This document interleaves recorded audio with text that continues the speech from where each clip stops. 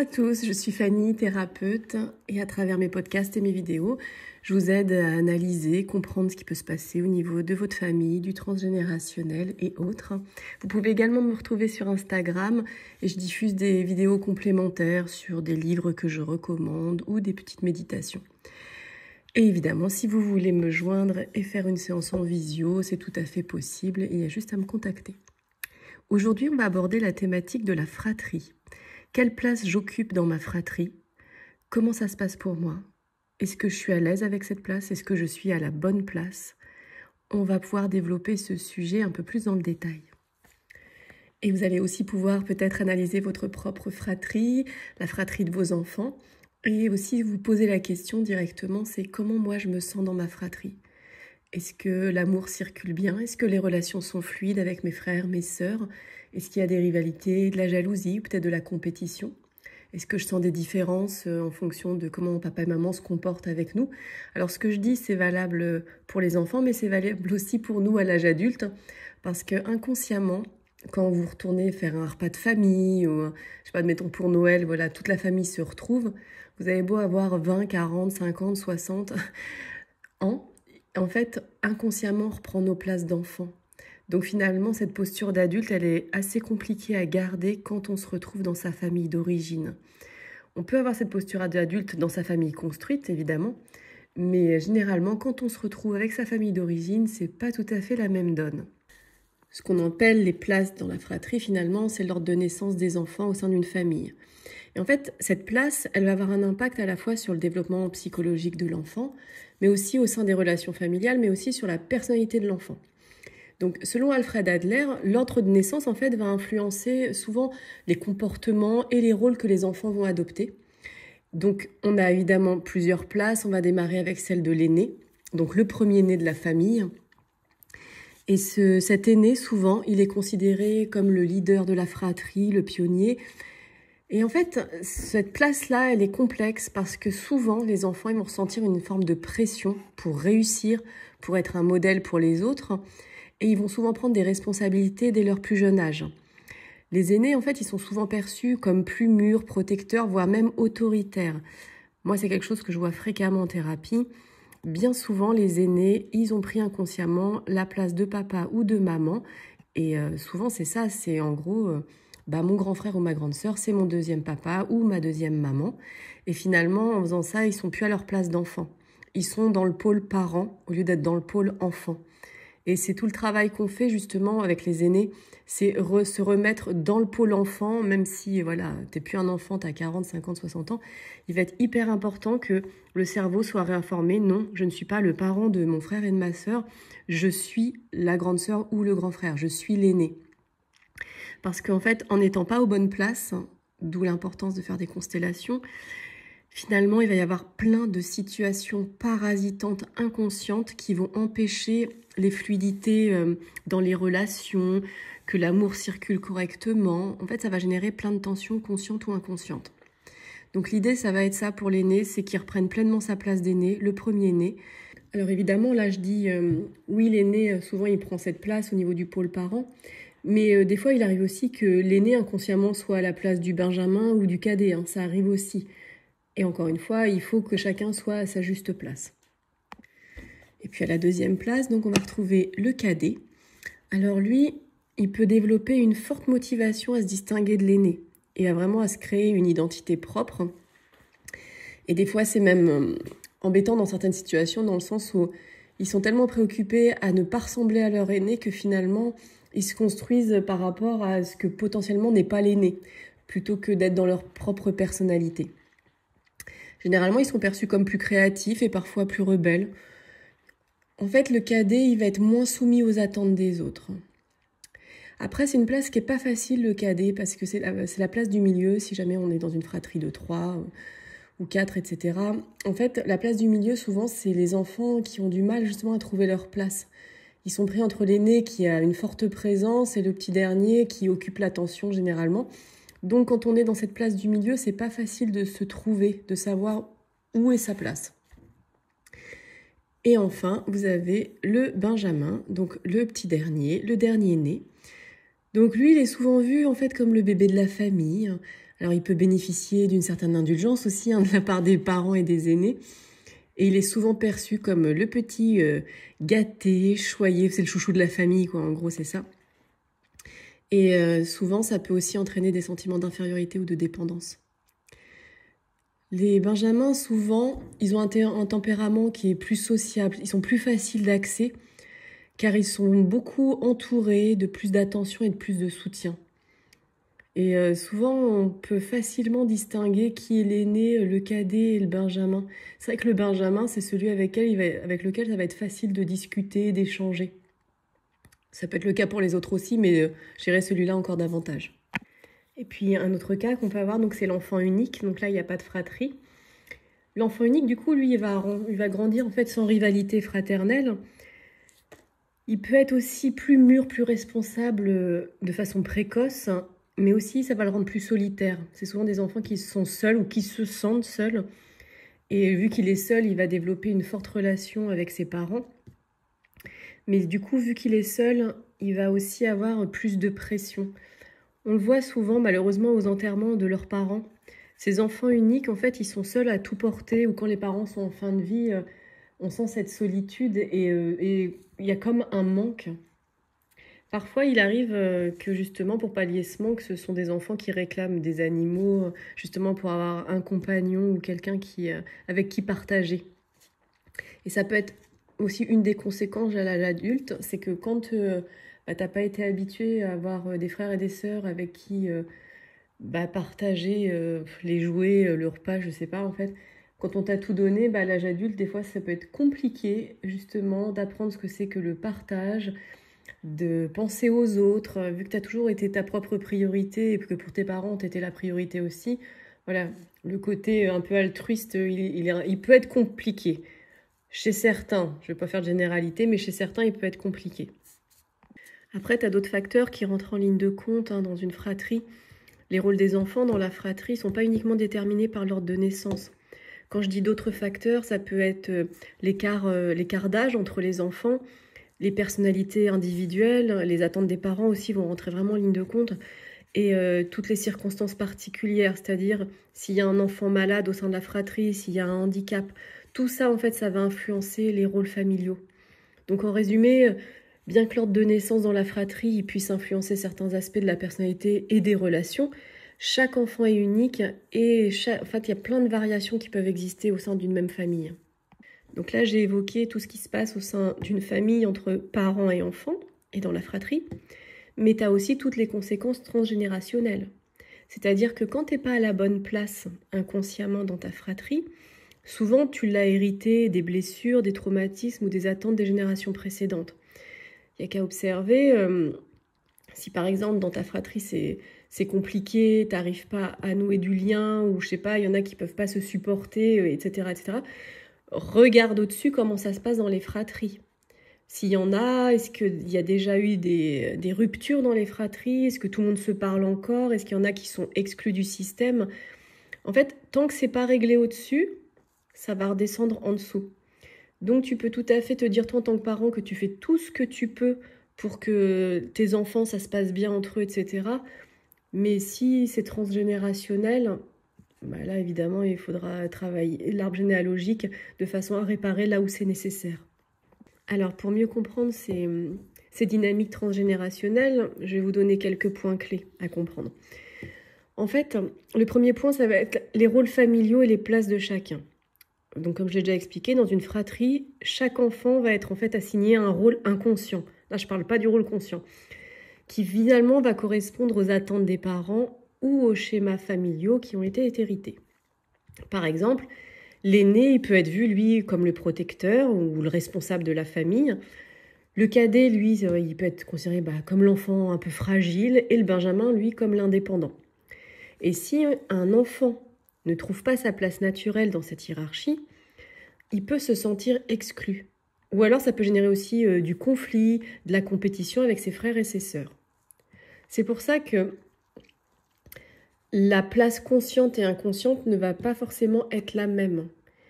Et ça, vous pouvez le savoir si déjà ça fonctionne bien dans la fratrie, si c'est fluide, si c'est OK. Là, je parle dans les cadres souvent quand ça fonctionne pas, où il y a des conflits, où ça s'entend pas, où il y a de la compète et tout. Mais ça peut être aussi autre chose. On peut aussi parler de fusion, hein. Ça peut être des enfants qui sont extrêmement proches entre eux, qui se lâchent pas, etc. Et là, du coup, ça se passe plutôt bien. Mais la fusion peut aussi raconter beaucoup de choses sur le plan transgénérationnel. Donc attention à la fusion. Oui, être proche, oui, ça se passe bien, tant mieux. Ça veut dire que l'amour circule. Mais si c'est collé serré et que voilà, on est limite jumeaux, jumelles, siamois, c'est que généralement il y a un souci. Donc ça, c'est aussi à vérifier. Ça va dans les deux sens en fait. C'est vraiment les deux extrêmes. Conflit, tension ou alors fusion. Quand je dis jumeaux, jumelles, évidemment, je ne parle pas dans le cadre de vrais jumeaux et de vraies jumelles. Hein, pas du tout. Hein. Quand je dis ça, c'est imagé. Voilà, ils sont tellement proches qu'on dirait des jumeaux. Le deuxième point, c'est la transmission des blessures transgénérationnelles. Donc, ce qu'on hérite, comme j'ai expliqué, des générations précédentes. Un enfant, il peut évidemment hériter, comme nous tous, des problèmes émotionnels ou des traumatismes de ses ancêtres. Ça peut se manifester par une difficulté à se sentir légitime dans la fratrie ou par des conflits récurrents qui trouvent leurs racines généralement dans des blessures qui n'ont pas été résolues dans la famille. Ça peut être par exemple un parent qui transmet inconsciemment ses propres insécurités ou alors ses attentes qui n'ont pas été satisfaites. Après, il y a un troisième point qui est le rôle de la parentalité. Si les parents jouent un rôle déséquilibré dans la gestion des rôles familiaux, et là, si c'est le cas, je vous renvoie à mes vidéos sur la toxicité parentale, les mères toxiques, les pères absents, etc. Où là, je développe tout cet aspect-là, quand les parents ne jouent pas leur rôle. Et donc tout ça, ça va créer un environnement où certains enfants se sentent constamment hors de la place.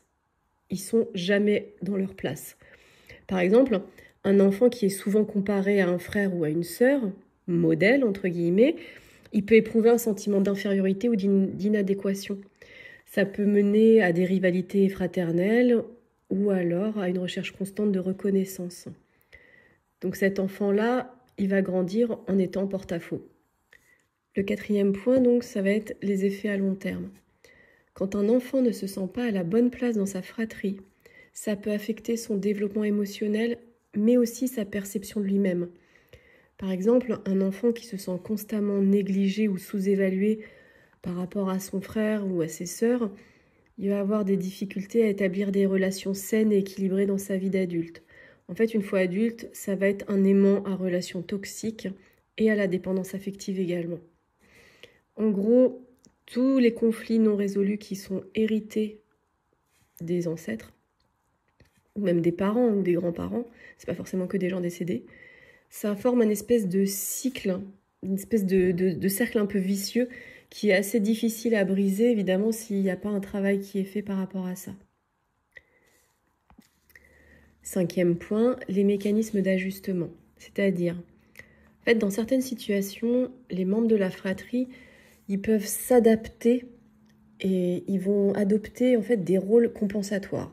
Je vous donne un exemple. En fait, un enfant qui se considère comme désavantagé, même s'il n'en a pas conscience, il va chercher à s'impliquer de manière excessive en faisant des actions pour attirer l'attention. Ou alors, à l'inverse, il peut aussi adopter une posture de retrait pour lui permettre d'éviter le conflit. Et ça, évidemment, ça va engendrer des tensions internes et des malentendus entre les membres de la fratrie. En résumé, toutes les conséquences transgénérationnelles dans une fratrie, elles peuvent vraiment être profondes lorsque les membres ne trouvent pas de place équilibrée, des places respectueuses au sein de la famille. En fait, ça crée des schémas de comportement, des conflits, des blessures émotionnelles qui peuvent se transmettre d'une génération à l'autre si elles ne sont pas prises en compte et résolues. Donc évidemment, pour ça, moi, je propose toujours les constellations familiales, la psychogénéalogie ou l'hypnose. Pour moi, ça reste les thérapies qui sont les plus brèves et les plus efficaces. On peut un peu davantage la compétition dans une fratrie parce que c'est une question qui revient souvent et que je vois beaucoup en thérapie. Donc la compétition, déjà, c'est un phénomène qui est très courant dans les fratries, mais il peut avoir plusieurs causes. Donc ça peut être lié aux dynamiques familiales, à des besoins émotionnels qui ne sont pas satisfaits, ou alors à des rôles familiaux qui ont été assignés, ou peut-être des différences individuelles. En fait, il peut y avoir plusieurs causes. Je vais vous donner un petit aperçu, en fait, de ce qui peut expliquer cette compétition. Une des premières causes de compétition dans une fratrie, c'est la recherche de reconnaissance parentale. En fait, l'enfant, dès son plus jeune âge, il cherche quoi? Il cherche de l'amour. Et ça, c'est le job numéro 1 des parents, c'est donner de l'amour à ses enfants. Et pour obtenir cet amour, en fait, il va attirer l'attention et la reconnaissance de ses parents. Donc, les parents, vu que ce sont les figures d'autorité et de validation, eh bien, en fait, les enfants peuvent se sentir en compétition pour recevoir le plus d'amour possible, ou alors leur approbation, ou alors le soutien. Si un parent va manifester plus d'affection pour un enfant ou va valoriser plus un enfant en particulier, les autres enfants, ils vont le ressentir. Et en fait, ils vont surtout ressentir un manque intérieur, comme un vide. Et du coup, des sentiments de jalousie vont se développer à l'intérieur de lui. Tout comme s'il y a des inégalités. Si ces inégalités sont perçues par les enfants, des parents vis-à-vis d'un autre enfant par exemple, un enfant ressent généralement quand il y en a un qui est privilégié ou mieux compris par ses parents. Et là, il va développer une compétition pour obtenir cette affection que lui, il n'a pas, ou qu'il considère ne pas avoir. Et parfois, ça peut se manifester par des comportements excessifs, ou alors en rivalisant dans d'autres domaines. La deuxième cause de la compétition dans une fratrie, ça peut être aussi les rôles familiaux et les attentes. C'est-à-dire, dans une fratrie, chaque enfant peut se voir assigner un rôle particulier par les parents, que ce soit fait de façon consciente ou inconsciente. Tout à l'heure, je parlais du protecteur, par exemple, pour l'aîné. Alors, ça peut être le rebelle, etc., etc. Il y en a plein. Et en fait, ces rôles, ils peuvent créer des attentes de la part des parents qui vont en fait générer des tensions entre les enfants. Par exemple, l'aîné, lui, il peut ressentir une pression pour être responsable, pour prendre soin de ses frères et sœurs, tandis que le cadet, lui, il peut se sentir en compétition pour recevoir l'attention, les ressources qui sont naturellement dirigées plutôt vers l'aîné. Et dans certains cas, le Benjamin, lui, il peut se battre pour prouver sa propre autonomie et pas être perçu uniquement comme le chouchou, le petit dernier, le vulnérable, etc. Troisième cause, on est sur la quête de différenciation et d'identité, c'est-à-dire les enfants, tout en cherchant à s'intégrer au groupe familial, ils sont également en quête d'une identité propre. Et la compétition, elle peut surgir comme un moyen pour chaque enfant de se différencier des autres et de s'affirmer dans la fratrie. Par exemple, un enfant peut essayer de se distinguer par des comportements, par des choix ou des réussites particulières pour pas être vu comme juste quelqu'un qui fait partie de la fratrie, mais plutôt comme un individu unique. Et ça peut prendre la forme de compétition académique, sportive, ou même dans la manière de se comporter pour attirer l'attention de la famille. Quatrième cause, le partage des ressources limitées. Alors, une des causes fondamentales de la compétition dans une fratrie, ça peut résider dans le partage des ressources limitées. C'est-à-dire qu'il s'agisse d'attention parentale, de biens matériels, peut-être même de temps ou même d'héritage, parce que les héritages, alors mon Dieu, les héritages, j'en ai beaucoup eu moi en thérapie, c'est dramatique. Souvent les familles se brisent lors des héritages. Bref. Et donc lorsque ces ressources, elles sont perçues comme insuffisantes ou distribuées de manière pas très équitable, la compétition peut devenir un moyen de s'assurer, une place ou un privilège. Un enfant peut ainsi se sentir obligé de lutter pour ne pas être oublié ou négligé par rapport aux autres. Et là, c'est terrible parce que des fois, moi j'ai vu, on peut aussi avoir des enfants qui se rendent malades, mais vraiment physiquement. On peut développer une pathologie parce que le bénéfice secondaire de ça, c'est que quand je suis malade, j'attire l'attention. Et ça peut durer longtemps, hein. Ça peut être dans l'enfance, mais ça peut être aussi dans l'adolescence et encore dans la vie d'adulte. Quand j'ai une pathologie inconsciemment, j'attire l'attention, on me reconnaît, les gens sont présents pour moi, etc. Une autre cause, ça peut être tout simplement la personnalité et les différences individuelles dans une fratrie. Ça peut générer de la compétition. En fait, les enfants au sein d'une fratrie, évidemment, ce ne sont pas des clones. Chaque individu est unique et différent, il a sa propre personnalité. Et certains enfants, ils peuvent être naturellement plus compétitifs ou ambitieux ou performants, tandis que d'autres peuvent avoir une nature plus calme et non compétitrice, justement. Donc ça peut également influencer la dynamique de la compétition, car un enfant il peut être plus enclin à rivaliser pour obtenir des reconnaissances externes, tandis que d'autres peuvent ne pas ressentir cette nécessité. Donc ça après, je dirais, c'est propre à chacun et propre à sa personnalité. Alors, la dernière cause que je vais vous citer et qui est très fréquente, ce sont les comparaisons entre les frères et les sœurs. Les parents, ils ont parfois tendance à comparer leurs enfants Et souvent, ils en ont mais même pas conscience. C'est-à-dire, ils le font mais sans aucune conscience. Et ces comparaisons, par exemple, pourquoi ne peux-tu pas être aussi responsable que ton frère? C'est juste un exemple. Est-ce que tu peux pas avoir aussi bonnes notes que ta sœur, etc. Ça peut créer un environnement où la compétition devient un moyen de se mesurer à l'autre et de répondre aux attentes familiales. Si un enfant sent que ses réussites sont constamment comparées à celles de son frère ou de sa sœur, il peut développer une rivalité pour surpasser l'autre et parfois même de manière conflictuelle. Et c'est là où ça devient un problème. Donc en résumé, en fait, la compétition dans une fratrie, elle est souvent le résultat des besoins émotionnels. Je vous ai parlé de reconnaissance et de validation, des rôles familiaux qui sont attribués, des blessures transgénérationnelles qui n'ont pas été réglées, et aussi des perceptions, des ressources qui sont limitées. Et des fois, voilà, juste, ils ont des personnalités différentes et parfois, ça fait juste partie de leur personnalité d'être en compétition. Alors, la compétition peut être saine également, dans certains cas, donc parce qu'elle peut pousser la personne à s'améliorer. Ça, c'est plutôt une bonne chose. Mais si la compétition, elle est mal gérée ou qu'elle est exacerbée, là, dans ce cadre-là, elle va entraîner des conflits, des rivalités, un sentiment de frustration. La clé pour éviter des conséquences négatives, ça va être d'apprendre à reconnaître ces dynamiques et à encourager des relations qui seront plutôt basées sur l'entraide, la compréhension mutuelle, l'estime de soi, plutôt que sur la compétition. Voilà pour ce sujet de la compétition dans la fratrie et plus généralement des places dans la fratrie. J'espère que ce sujet vous aura plu. N'hésitez pas à consulter si vous sentez que vous êtes concerné, que vous n'arrivez pas à gérer, parce qu'en tant que parent, je crois qu'il n'y a rien de pire que de voir ses enfants qui ne s'entendent pas. Et encore une fois, si vous pensez que ça peut aider quelqu'un, n'hésitez pas à partager ce podcast. Je vous remercie de me mettre un petit like ou de vous abonner si ce n'est pas déjà fait. Et puis, je vous souhaite une bonne journée, je vous embrasse.